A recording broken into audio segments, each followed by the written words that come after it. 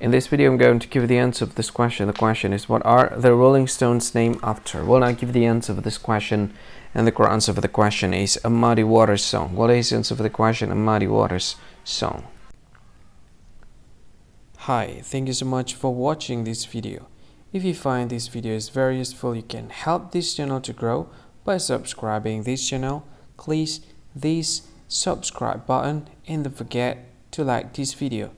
And if you find this video is not really good, or you don't really like this video, or you kind of feel that it's a little bit offensive or something like that, you can click this one, dislike button. You can do that anyway. And if you want to share this video with your friend, you can share it by clicking this share button, and you can share it to any social media that you wish that is currently available at this time, like Facebook, Twitter, LinkedIn, and many others, right?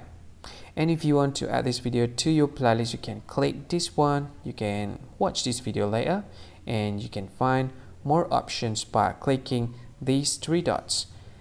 And yeah, don't forget to subscribe. I think that's all of it. Thank you so much for watching this video, and see you again in another video. Bye bye. See you again.